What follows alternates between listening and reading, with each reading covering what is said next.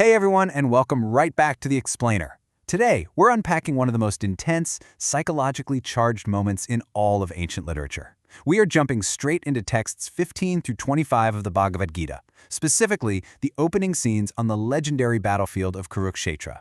We're talking about two massive armies staring each other down, a family totally torn apart, and that exact, breathless second right before the very first arrow flies. The scale here is absolutely epic, but as you'll see, the human and spiritual elements are incredibly intimate. Okay, let's dive into this. Picture the scene. We are standing on the precipice of absolute destruction. The physical tension in the air is literally thick enough to cut with a sword. What actually happens in those quiet, terrifying moments just before an inevitable war? How do the greatest warriors of an era mentally prepare for a conflict that's going to wipe out entire dynasties?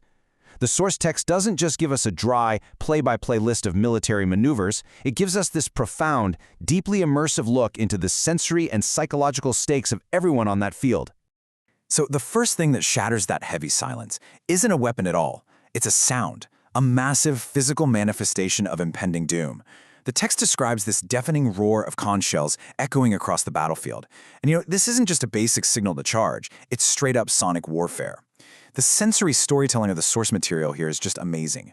It wants us to literally feel the vibrations in the earth and the sky, pulling us right into the chaotic, loud reality of the Kurukshetra battlefield. Now, the text is incredibly specific about who is blowing which conch shell. We've got Lord Krishna blowing his conch shell, the Panchaganya. Arjuna blows the Devadatta.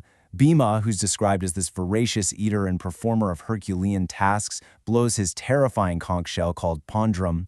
Then King Yudhishthira blows the Anantavijaya, and the twins, Nakula and Sahadeva, blow the Sugosa and Manipuspaka. This grand, booming roll call isn't just for show. The commentary points out that this overwhelming display effectively signaled the predestined loss of the opposing side. It's a dramatic announcement of the inevitable doom of the Kuru dynasty.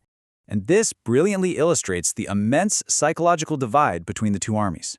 For the Pandavas, despite this absolute deafening noise all around them, the text specifically notes there was no heartbreak. Why? Because they had complete confidence and took full shelter in the Supreme Lord. But across the battlefield, when the Pandavas blew their conch shells, creating this uproarious vibration in both the sky and the earth, it literally shattered the hearts of Dhritarashtra's sons, the Kauravas. It's just such a stark contrast, Unshakable confidence on one side and absolute heart-shattering terror on the other. So where exactly does Arjuna's supreme confidence come from? Well, it's not just arrogance. It's based on very specific, highly auspicious signs of assured victory. First, Arjuna's flag is marked with the emblem of Hanuman, who famously helped Lord Rama emerge victorious in the past. Second, he has Lord Krishna himself acting as his charioteer, and the text notes that wherever the Lord is, the goddess of fortune is also there for sure. But most importantly, he has the direct guidance of the Lord of the senses. Because of all these incredible factors, the text explains that Arjuna had absolutely no cause to fear his enemies, none whatsoever. Section 1. The Power of Names, Identity and Consciousness. All right, let's transition from the macro level of the battlefield down to the micropsychology of our main figures. In this text, the Sanskrit names aren't just arbitrary labels used to avoid saying Krishna and Arjuna over and over again. They act as deep character definitions. For example, Lord Krishna is referred to here as Hrishikesha, meaning he's the owner and director of all senses. The source text actually takes a moment to contrast this with impersonalists who think living entities are senseless. Instead, it highlights that the Lord is situated in the hearts of all beings, directing their senses. But crucially, for a surrendered, pure devotee like Arjuna, he directly controls their transcendental senses. Krishna is called Hrishikesha at this exact moment because he is actively, directly guiding Arjuna's senses on the battlefield. And how is Arjuna referred to? He's called Gudakesha. Now, Gudaka means sleep and, by extension, ignorance. So a Gudakesha is one who conquers sleep and ignorance. The text explains that because of his incredible friendship and devotion, a true devotee like Arjuna never forgets the Lord for a single moment, whether he's waking or sleeping. He conquers ignorance simply by keeping his mind in a state of constant Krishna consciousness. Using this specific name right as the battle begins tells us that Arjuna is wide awake, hyper-aware, and completely spiritually grounded. Section 2. The Paradox of Leadership, the Master as Servant. This brings us to a fascinating shift. We get to see the intimate and, honestly, highly unusual dynamic between Arjuna and Krishna in the chariot. Look at this pivotal request from Arjuna. "O infallible one, please draw my chariot between the two armies." I just want to pause here and really let the gravity of that request sink in. This is a massive turning point in the narrative. Arjuna, the warrior, is giving a direct order to his charioteer, but that charioteer happens to be the Supreme Lord. And he's asking to be driven right into the perilous center, the absolute no-man's land between millions of aggressive soldiers. Now, what's really interesting about this slide is the specific word Arjuna uses to address Krishna, a sutta, meaning the infallible one. Arjuna knows exactly who he's speaking to. He knows Krishna is the supreme personality of Godhead, but he also knows that Krishna never ever fails in his affection for his devotees. Because of this unwavering affection, Arjuna knows Krishna will flawlessly execute this incredibly dangerous request without a second thought. The text explores this profound paradox so beautifully. On one hand, you have the Supreme Master, under no one's orders, literally the master of everyone. But on the other hand, you have him acting as a charioteer, willingly carrying out the orders of his devotee.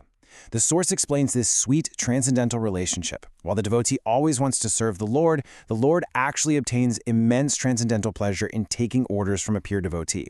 It's a stunning inversion of power, and it's driven entirely by pure affection.